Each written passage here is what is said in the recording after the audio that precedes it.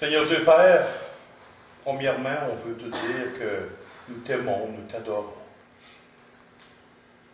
Nous te portons dans nos cœurs d'une façon particulière. Nous voulons, Père, que tu sois le premier. La situation actuelle qui brasse, on ne veut pas mettre nos cœurs, nos énergies, nos forces, nos aspirations dans ce monde qui brasse. De toute façon, depuis que le péché est entré, le monde brasse, Seigneur. Alors, Père, donne-nous d'avoir les yeux et les regards fixés sur toi dans cette tempête, Seigneur. De tourner nos regards vers les sphères célestes. Où est notre habitation? Donne-nous d'avoir les regards plongés dans ta parole. C'est elle seule qui rassure notre âme. Alors, Père, ce matin, mets ta main toute puissante sur cette assemblée, sur ceux qui sont en vacances. On veut te demander, Père, aussi de mettre ta main toute puissante sur Rachel. Merci pour cette opération qui s'est bien déroulée, que le médecin qui ait pu mettre sa main, son savoir-faire, son expertise, que tu sois guidé, Seigneur. On veut te demander, Père, un super de bon rétablissement pour Rachel, afin qu'elle puisse revenir parmi nous. Et on va te demander de mettre ta main toute puissante ce matin, de nous diriger, de nous guider par ton esprit. Et c'est au nom de ton Fils Jésus qu'on prie. Amen. OK, Matthieu chapitre 12, versets 9 à 13. Étant parti de là, Jésus entra dans la synagogue.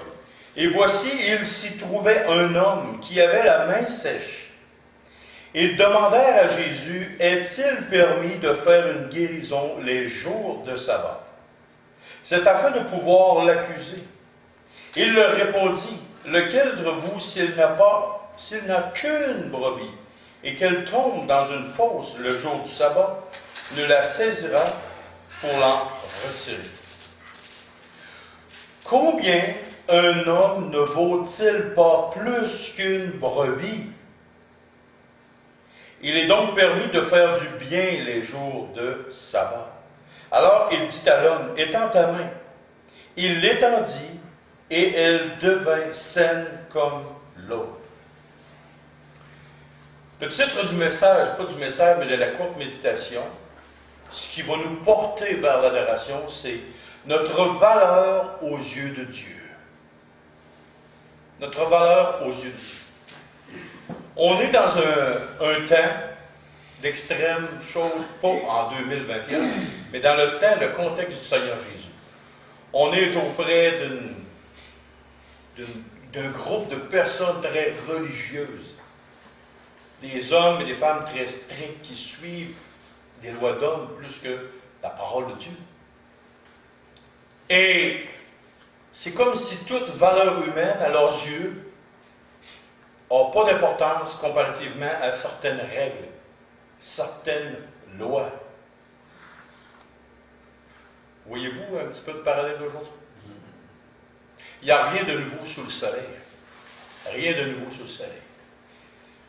Aujourd'hui, on voit des choses. L'entreprise, l'argent, ci, ça. Mais la valeur humaine n'a à peu près plus d'importance aujourd'hui. C'est des chiffres, des numéros. Mais pour le Seigneur Jésus, cette personne-là que personne ne connaissait, qui était tout croche, qui aux yeux des gens n'avait pas de valeur, il n'était pas un travailleur qui pouvait travailler, mais il était une personne avec une main sèche. Essayez de travailler avec une main tout croche. Vous n'aurez pas grande valeur. Et cette personne-là, à force d'être diminuée, quand on tombe malade, j'ai été très malade, c'est comme si tu perdais toi-même une valeur de toi-même. Ah, je ne suis plus bon à rien. Peut-être même à la retraite. On arrive, on devient vieux, puis on perd des capacités physiques, puis on se dit, je ne sers plus à rien, j'ai plus de valeur, puis à quoi je sers, tu sais. Même nous, on peut dire, hey, je perds d'une valeur quelconque. Même moi, depuis mon accident, je me dis toujours dans ma tête, hey, écoute, je suis moins performant que je l'étais avant. C'est plus dur pour moi, tu sais.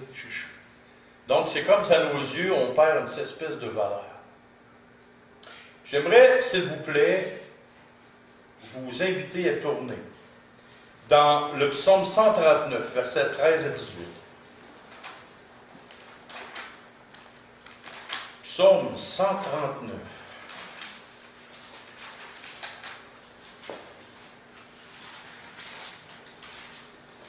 « 13 à 18.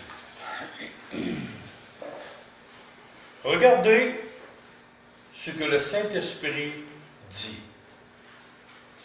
C'est toi qui as formé mes reins, qui m'as tissé dans le sein de ma mère. Je te loue de ce que je suis une créature si merveilleuse. » Est-ce que ce texte-là, présentement, parle d'une différence entre les hommes? La couleur de peau, qu'ils soient handicapés ou pas, qu'ils soient très intelligents ou pas, qu'ils soient premier ministre du Québec ou qu'ils lavent la vaisselle. Il n'y a pas de distinction de personne. Tes œuvres sont admirables, et mon âme le reconnaît bien. Mon corps n'était point caché devant toi. Lorsque j'ai été fait dans un lieu secret, tissé dans les profondeurs de la terre, quand je n'étais qu'une masse informe, tes yeux me voyaient. Et sur ton livre étaient tous inscrits les jours qui m'étaient destinés, avant qu'aucun d'eux n'existe. Que tes pensées, ô Dieu, me semblent impénétrables, que le nombre en est grand. Si je les compte, elles sont plus nombreuses que les grains de sable. Quand j'étais sur la plage en Ontario, j'avais les 2 pieds dans le sable, et c'est ce texte-là qui m'est revenu. Si je les compte, elles sont plus nombreuses que les grains de sable. Fait que là, j'ai commencé à compter les grains de sable qu'il y avait sur la plage. Rendu à 18, je ne sais plus ce qui était parce qu'il n'était pas aligné. Fait que là, j'étais tout mêlé. Je dis, oh, je m'ai laissé tomber, j'étais en vacances. Les œuvres de Dieu sont plus nombreuses que les grains de sable. Je n'ai pas été capable de me rendre à 1 pied, puis il y a du sable partout sur la terre. Hey, n'oubliez pas le sable dans le fond de l'océan, puis dans le fond des mers, parce qu'on pense juste à la plage. Voyez-vous, les œuvres, la création de Dieu. Et on va tourner dans un autre texte aussi, s'il vous plaît, dans le psaume 116, verset 15.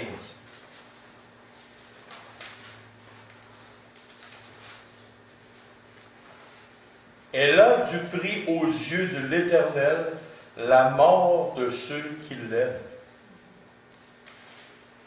Nous,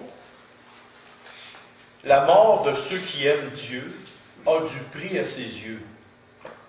Quand quelqu'un meurt, Madame Gendron, Patrick, Madame Gendron, la semaine passée, elle est morte dans le journal. Est-ce que ça t'a fait quelque chose? Je ne connaissais pas nécessairement, mais on fait. Voyez-vous, pour Dieu, la conception, la vie, ce qu'il est, et même jusque la mort du croyant, a du prix à ses yeux. Et j'ai noté quelque chose dans le psaume 139.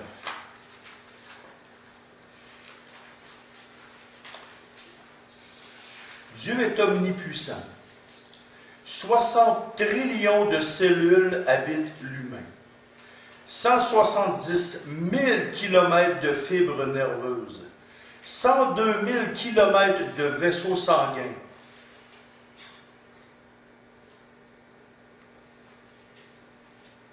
Ça, wow!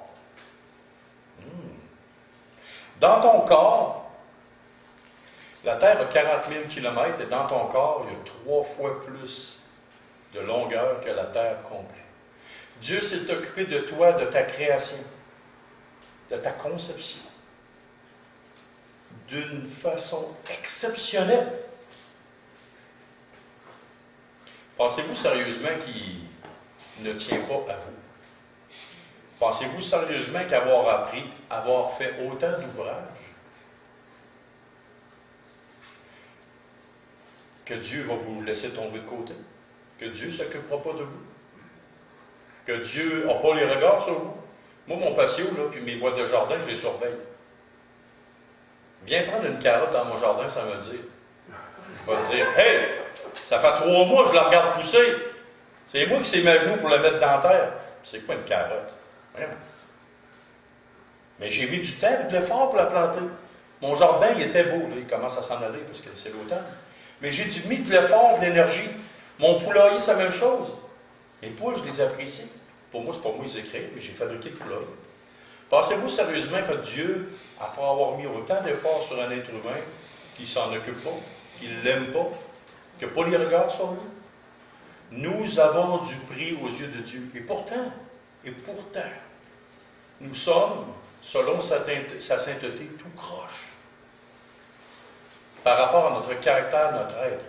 Mais nous, en tant que personne, nous avons de la valeur à ses yeux.